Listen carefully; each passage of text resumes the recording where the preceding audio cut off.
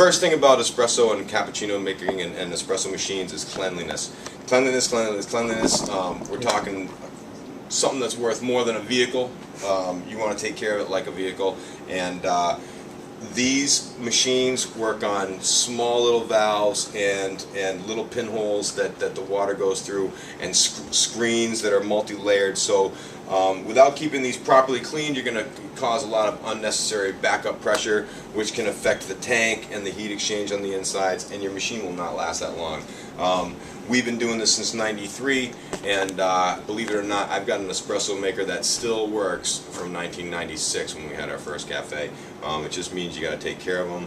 You got to clean them every single time you make an espresso. That means the steam wand and the group head, and you want to store the group heads in the espresso maker as well, clean and ready to go for the next person. One of the things you want to do, some people want to do it twice a day, some people only want to do it once a week. I recommend you do it at least once a day, and that is back flush your system. That means that you take a nice cleaner that is designed to break down coffee without the use of soap. This is a unique pill that actually works for manual and automatic machines. It is like an Alka-Seltzer, very effervescent. It's got scale inhibitors as well as water hardeners, and it breaks down the buildup of the coffee oils in the machine as well.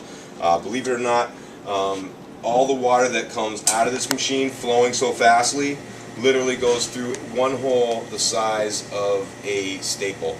If you had this machine clogged up at all, you would literally have to break it down from top to bottom and clean that hole out. To use this back flush, what you have to do is you take out your Portfolio, screwdriver on hand, just a little pry. You do not want to damage the spring ring or the cup. At night, it's not a bad idea to take all these baskets out and soak them overnight in soda water and or hot water with some Ernex in it. But during the day, have your barista pop off the basket. Some people are wondering why I've got a double basket in a single Portfolio. I've explained that in video number 1 somewhere, where consistency, consistency, consistency, and the double basket actually just lets the water go through the coffee straight and evenly, and that's what you want. And these single baskets, sometimes it's conicaled in, like this one, does not work as well. Personally, I feel it does not work as well. You'll notice that this basket does not have any holes in it. That is because you want the cleaner to go in here, the water to enter this, not be able to go around and back up into the system. Espresso makers have 2 valves in them, or a two-way valve going into the group head, and what that means is you've got one way that goes down through the group head, and then the other valve, the other part of the valve will exhaust them off to the side. The reason being, so much pressure is built up in here, unless they broke that pressure by opening up the valve, you wouldn't even be able to get this handle off. It would just be solidly in there by water pressure alone. So when the chemicals are in here and swishing up and down, and that valve opens up to release, it'll actually suck the cleaner up into the group head and spit it out into the pan below. And that's good because you want the cleaner to get up inside the group head. This is designed to draw chemicals up into it. Some people say how much. You know, if it's a little bit of, if you're using powder instead of a pill, you just put a little a cubic centimeter worth in here, or like a half a teaspoon. Otherwise, you can drop a pill in there, pop it up in, and then let the machine do its thing.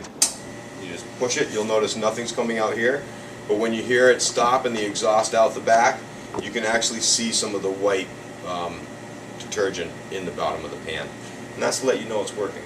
Like I said, you definitely want to do this at least once a week, or once a day, twice a day if you want. It's not going to destroy the pressure in the tank because the water that comes through these group heads works on a heat exchange, so it's a tube going through a hot water tank. The water in the tank is actually used for the steam, and the water tubing going through the tank is used for the water coming out of here.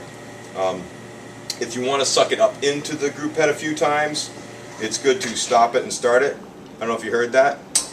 I'll run it again if you listen.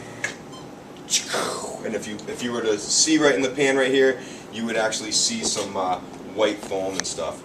People ask how long to run it. I like to run it until the pill's gone, or all the stuff's been dissolved. Let's see what that means with this one. Well, the pill's pretty much already pretty good. You can see it's effervescent, and you can actually see that on a machine that's brand new, spanking out of the box today, there's a lot of coffee and sludge in it already. Wow. And if you press it right here,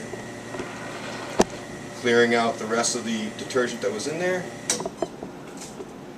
Once again, clean this off, put it up in there. I'll let some fresh water go through there. One thing also that I explained earlier is always use the brush. This brush gets up and is to clean the gasket as well as the screen. Use this every single time you make an espresso. Shut that off. Boom. I probably should have done this before I ran the chemicals,